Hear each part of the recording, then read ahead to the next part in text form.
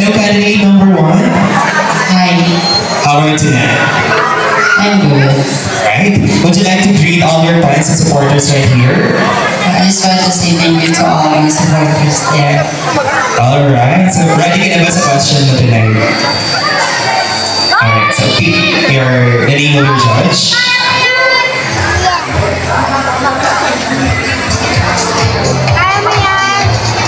Your judge is number 3. Question please. Candidate number 1. Here's your question. Kung isa kang LGBTQIA+, at naging presidente ka ng Pilipinas dahil na rin sa aking mong talino at tagumpay sa buhay, ano sa iyong palagay ang una mong batas na gagawin na alam mong magiging patas at may kabuluhan sa ating lipunan? Ipaliwanag. I will repeat the question before you answer. Kung isa kang LGBTQIA+, at naging presidente ka ng Pilipinas dahil lang sa aking mong talino at tagumpay sa buhay, ano sa iyong palagay ang una mong batas na gagawin na alam mong magiging patas at may kabuluhan sa ating lipunan? So, good evening, ladies and gentlemen. Thank you for the wonderful question. If I will give you the best because of my intelligence, my first law that I will create is to be a gender equality. You know what? As a LGBT community, we face a lot of discrimination, even in our society, in our workplace, and even in school. So with that law, with the gender equality, we can show the respect and the love to even if what gender you have. Because if you are the president, you can do more, not just what you do. Thank you. Alright, thank you so much. Once again, is LA Abdullah. Alright, would you like to greet your supporters right now? Thank you to support and maraming salamat po sa mga nanonood. Alright, the speaker judge. Hello, good evening, candidate number 2. Hello po, good evening. How are you? It's okay. Here's your question. Tanong ko lang, mayroon ka bang best friend na itinuturing mong kapatid? Ano po? Mayroon ka bang best friend na itinuturing mong kapatid? Meron po. Meron. Then, may boyfriend ka ba ngayon? Meron po. Halimbawa, meron kang boyfriend, ito ang scenario. Halimbawa, tatlo kayo nakasakay sa isang bangka. Sa malalim na karagatan, ay biglang lumubog ang sinasakyan ninyong bangka. Ikaw lang ang marunong lumangoy at may kakayahang sumagip sa kanila. Nang isa sa iyong palagay, sino ang iyong sasagipin at bakit? Maraming salamat po sa magandang katanungan. Para sa akin, ang sasagipin ko ay ang best friend na bilang kapatid. Bakit? Hindi mahigitan ng isang lalaki ang pagkakaibigan ng tunay na magkaibigan sa lalaki. Dahil ang pagkakaibigan ay maraming pinagsamahan at ang maraming lalaki na pwede mong hanap-hanapin at hindi kayang ibalik ang tiwala. Ngunit ang kaibigan ay kayang ibalik ang tiwala. Yun lamang po. Alright, ladies and gentlemen, candidate number 2, Ms. MJ Hassan. Moving on to candidate number 3, Ms. Iri Padilla. Hi, candidate number 3, how are you feeling tonight? heels niya.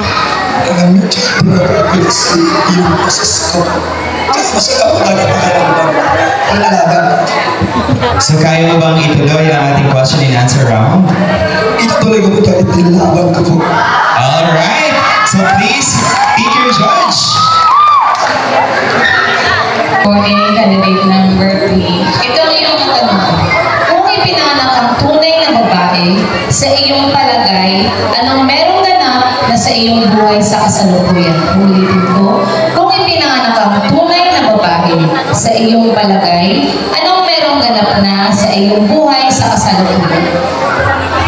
po sa magandang tanong. Kung ako po ang naging tunay na babae, siguro po ngayon isa na po akong nakapagtapos na pag-aaral, natutulong na po ako sa aking mga magulang, natutulungan ko na po ang aking mga kapatid. Siguro isa po ako tumatakbo bilang kagawad dito po sa kapatid at tumutulong sa mga kabataan kung paano bukid ang tama at mali sa ating lipunan. Yun lang po, maraming salamat po.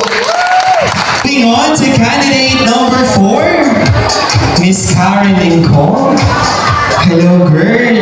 Good evening. Good evening. How are you feeling today? I'm fun. And your judge is number 2. The question, please. Totoo ba ang sinabi nila na ang mga biki ang dahilan ng paglaganap ng sakit na AIDS sa ating bansa? O hindi? May paliwanag. Para po sa akin, hindi. Dahil hindi lang po ang mga bakla ang biktima dito sa sakit na tinatawag na AIDS. Dahil pwede po makuha sa babae, sa lalaki, sa lesbian, o kapwa namin mga LGBTQ community. Dahil sa mundong ito, dahil hindi lang po ang mga bakla ang nagtatalik, sapagkat lahat po tayo ay nagbibigay ng ligaya. Dahil dito, hindi lang po dapat ang isang LGBTQ community ang biktima dito, sapagkat pwede po mga babae, lalaki, lesbian. Yun naman po at maraming salamat. Move forward to candidate number 5, Miss Faye. Sit down. Hello, candidate number 5. Good evening. Hello, good evening. How are you feeling today? And your question is from judge number 4. Question, please. Hi, Day. Ito ang iyong katanungan. Ang mga Becky ay tinatawag nilang gremlins na kusang dumarami sa ating bansa. Ang iba ay tanggap ng mga magulang at iba ay hindi. May pagkakataon bang itinatapos sila ng kanilang mga magulang dahil sa kanilang pagkatao? Sa iyong palagay, ano ang dapat gawin sa mga Becky na tanggap ng magulang at sa mga hindi tanggap ng magulang? Ulitin ko. Sa iyong palagay, ano ang dapat gawin sa mga Becky na tanggap ng magulang at sa mga hindi tanggap ng magulang? Well, thank you for that wonderful question. Para sa mga LGBT community na tanggap ng kanilang mga magulang, be thankful po. Dahil hindi po lahat ng magulang ay tanggap ng isang LGBT community.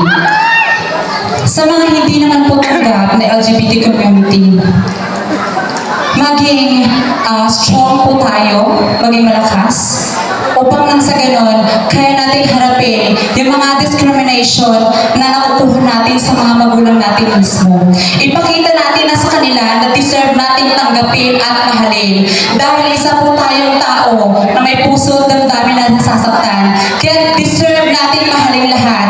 Maraming salamat po. Let's move on to candidate number 6, Miss Tintin Lasino. Hello, candidate number 6. Hello. Alright, so the judge is number 2. Question, please. Ang senaryo ay ganito. Alam mo, sa isang pagkatao ay isa kang Mickey or closet queen kung tawagin ng iba. Ngunit hindi alam ng iyong ama na isa ka palang Vicky at galit din siya sa mga Vicky.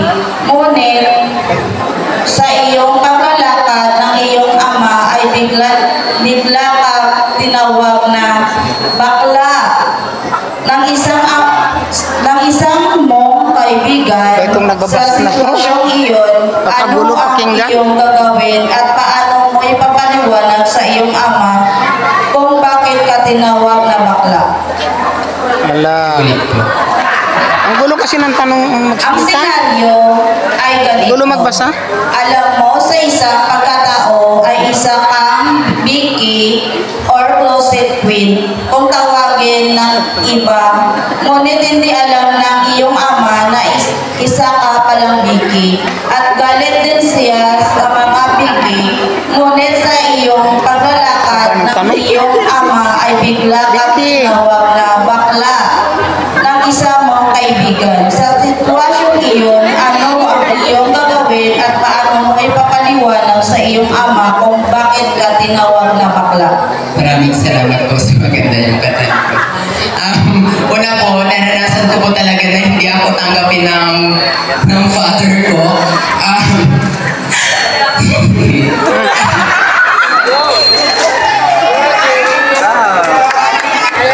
Naranasan ko po i-discriminate niya na hindi niya ako tanggapin isang bakla. Pero sumpo na naman niya rin. Pero inamin ko rin po sa kanya na bakla po ako. As lumaban po ako sa sabsaban, doon niya po natanggap na bakla po talaga ako. Tumusuporta po siya sa akin doon. Sinuportahan niya po ako at bilang LGBTQ member. Proud po ako kasi that night na mahal pala ako ng papa ko. Number 7, Miss Melchie Marquez. Hello, Kenneth. Bilang isang member ng LGBTQIA+, dapat ba magkaroon ng patas na batas ang ating pamahalaan? Ano sa iyong palagay? Anong batas ito at ano ang kaparusahan? Anong batas daw? Para po sa akin, Presidente kanina tinanong. ang batas sa Presidente, aking anong batas? ipapatupad o aking ibabagtis dito sa ating bansa ay ang pagkakapantay-pantay ng pagtingin sa ating Equality, kapwa, gender mapababae o mapalalaki o mapapakla o tomboy. Dito sa ating mundong ginagalawan, hindi hadang ang ating kasarian upang ipakita natin sa ibang tao kung sino po tayo. Bagkus lagi po nating pakakatandaan, walang sino man ang higit o sino, wala po sino man o manghuhusga sa atin kundi ang buong may kapal na siyang lumikha. Dahil naniniwala po ko, ladies and gentlemen, sa mundong ating ginagalawan, wala pong basihan kung ano po ang ating kasarian, bagkus lagi po nating iisipin kung ano po ang ating katayuan dito sa ating bansa. Yun lamang po at maraming salamat. Moving on to candidate number 8, Miss Chin Chin Majestad. Hi, candidate number 8. Hello po, good evening. Would you like to greet all? Good morning. Good morning po. Ito po ang iyong katanungan. Sa iyong palagay, ano ang kahalagahan ng kompetisyon ito upang maiangat mo ang kalidad ng mga LGBTQIA+ sa mga madlang people? Once again, sa iyong palagay, ano ang kahalagahan ng kompetisyon ito upang maiangat mo ang kalidad ng mga LGBTQIA+ sa mga madlang people? Para po sa akin, ang itutulong po ng mga patimpalak na katulad nito para po sa mga kapwa ko LGBT is to point out my advocacy, which I call disseminations into actions. Let us all disseminate information about the correct, inconsistent use of condoms from a macro spread of HIV and AIDS to mega stop of it. So I encourage everyone that if you can wear face masks and facials to protect you from coronavirus, then why not use condom and contraceptives to cover you up from HIV and AIDS that is timely and relevant to our country. And I think that is the idea that I can show or I can share to my cool LGBT joining this competition to pursue my advocacy. That's all. Thank you. Thank you so much, candidate number 8. Candidate number 9, Miss Rian Ramos. Hello dear, your looks so stunning tonight. Sa iyong palagay, ang dapat mong i-advise sa mga batang minor de edad na Becky na maagang nagkakagusto sa isang tunay na lalaki?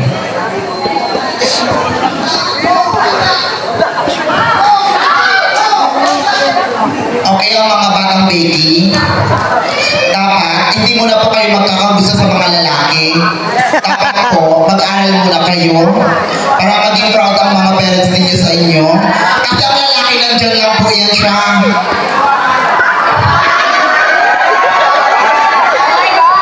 Ang mahalaga, makapagtapos kayo ng pag-aaral. Yun lang po. Thank you. Once again, candidate number 9, Miss Rian Ramos.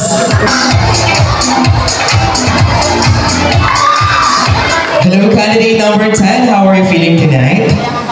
Gutom. Pero okay lang, nalaban.